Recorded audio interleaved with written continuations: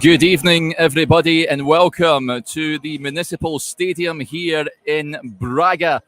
I'm Derek Clark, and I'm bringing you my reaction to the team news that has just been released in the last few moments.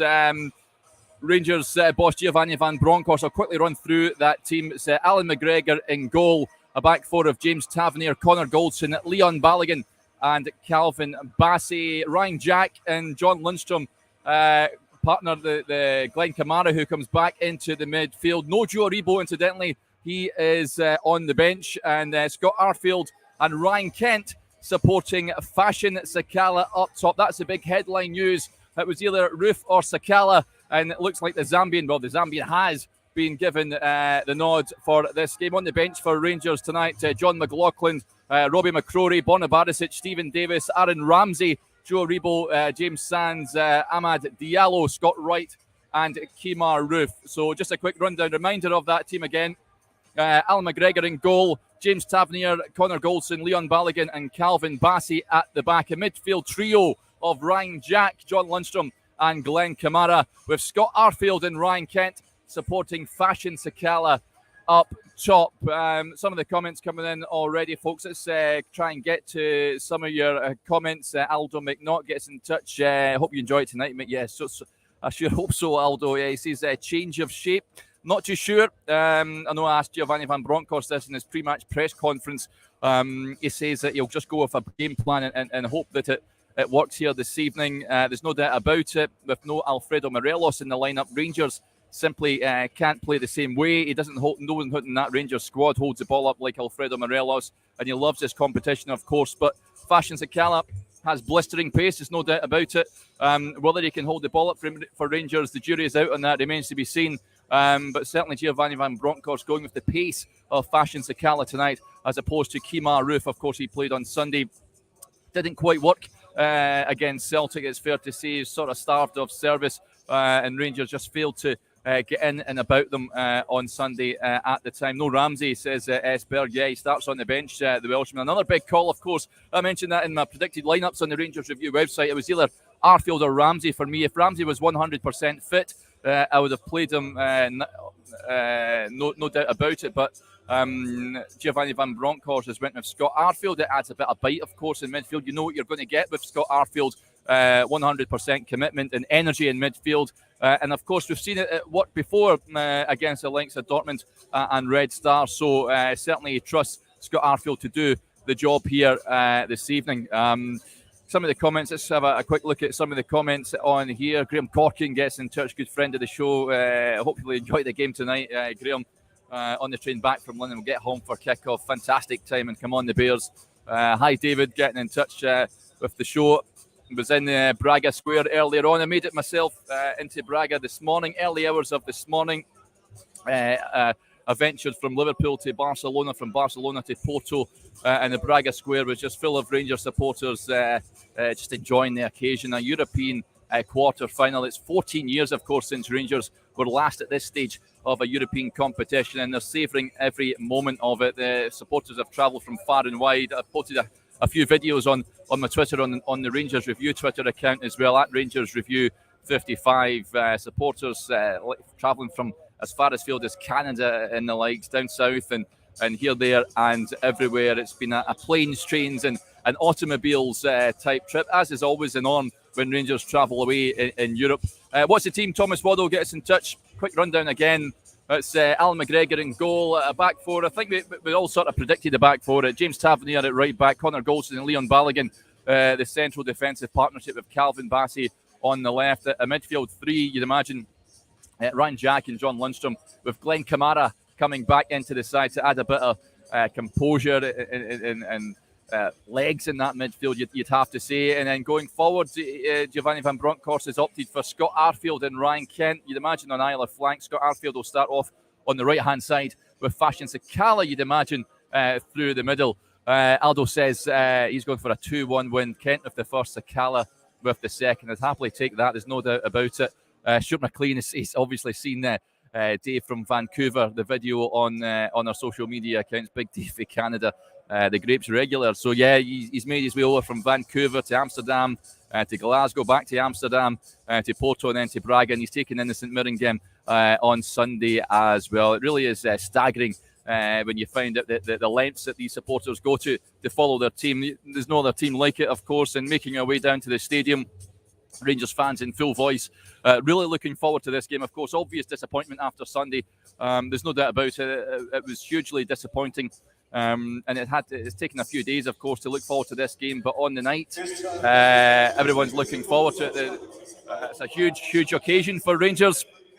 They've got a big chance of reaching the last four of the Europa League, which is a monumental achievement for a Scottish club. Scottish clubs shouldn't be at this stage of European competition, and Rangers have done remarkably well to get to this stage. Of course, such a poor start in the Europa League group stage, but to claw it back and then to beat the likes of Dortmund and Red Star in the two knockout rounds is no mean feat. Stuart McLean gets in touch. What's your score prediction, Derek? It's a tough one. I fancy Rangers.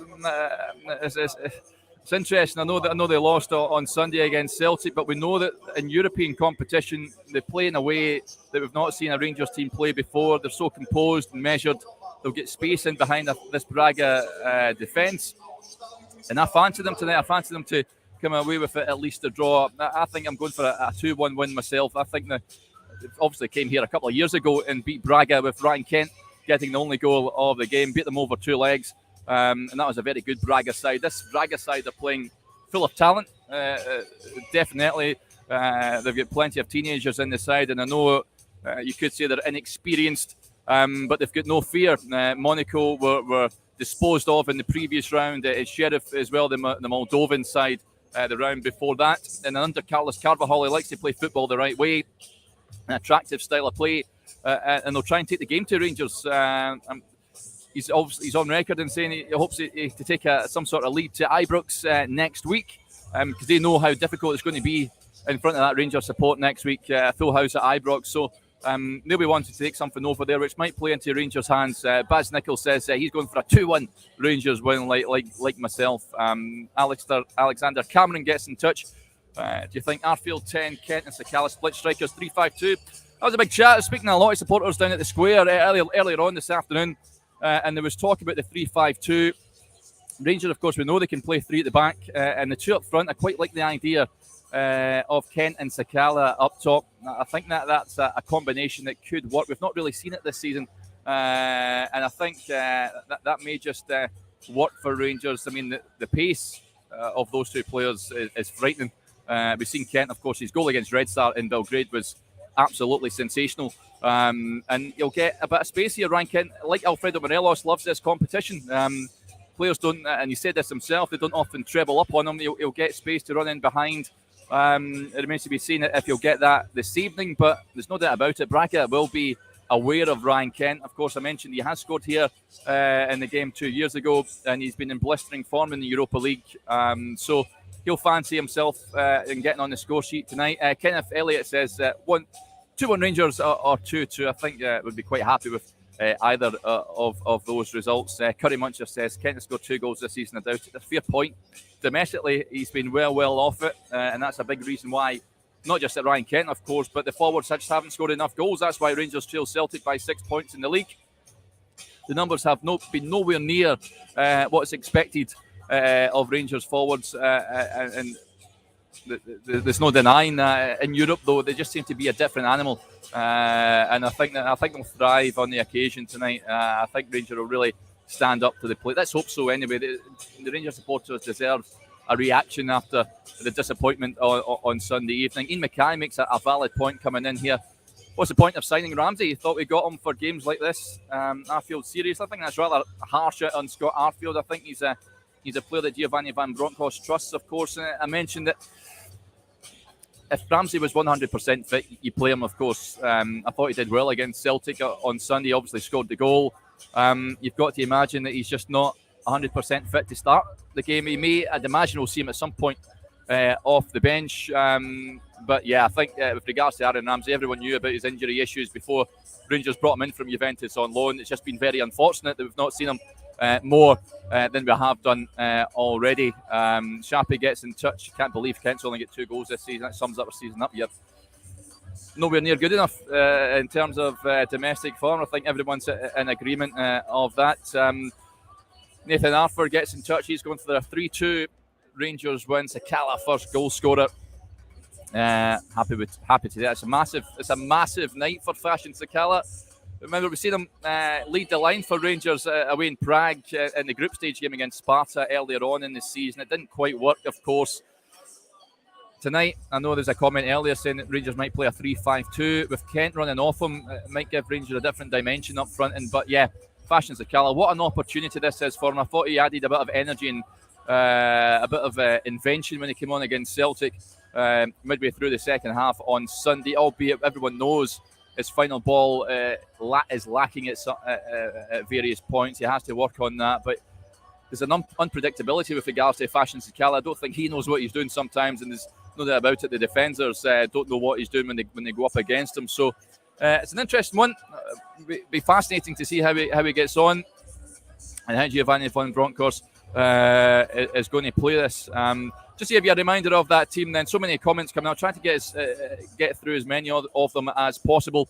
Alan McGregor in goals, of course. Back four: James Tavernier, Connor Goldson, Leon Balogun, and Calvin Bassey. Midfield three of Ryan Jack, John Lundstrom, and Glenn Kamara, and a front three.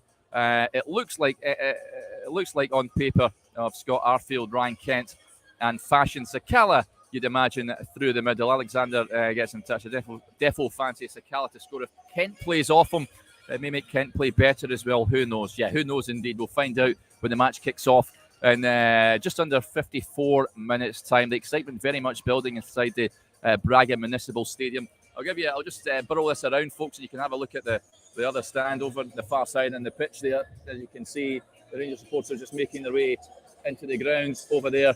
It's a fantastic arena to play football in, albeit it's an absolute nightmare to get to. I made my way over to the press entrance only to be told I needed a pass. Had to walk down half a mile down an embankment to pick up my pass and then all the way back up the road. So the hamstrings have certainly are in disarray at the moment. But glad to be here. Feel privileged to be here to watch Rangers in this stage of European competition. It's been, as I mentioned earlier on, tremendous achievement to get to this round, and there is a real sense that Rangers could make the last four of the Europa League. It's quite incredible, really, but they've got the opportunities there for them. Braga, they'll fancy their chances as well. If anyone's watched the video I did with the Braga supporter yesterday, they'll fancy their chances and they feel that revenge is certainly high on the agenda for them. They feel that they felt hard done by after losing the two games 2 years ago. But both sides will fancy it, very much like the Red Star game, I think. I think it's a 50-50 tie. If Rangers can get a positive result here, then you've got to fancy them at Ibrox next week. But yeah, it's going to be some game. Really looking forward to this one. We'll be back at full time with a post-match reaction update. Hope you can join us again for that. And before we do that, you can see the little ticker along the bottom. If you haven't already done so, you can hear the PA booming out here. If you subscribe to the Rangers Review now, it's only £1 for 2 months worth of content, and you also get entered into a prize draw for a tour at Ibrox with a club legend. A tour of Ibrox for 4, incidentally, so you can take family and friends if you want to as well. Just head over to rangersreview.co.uk/subscribe. Okay, I'll be back again at full time, but until then, enjoy the game, and I hope your team wins.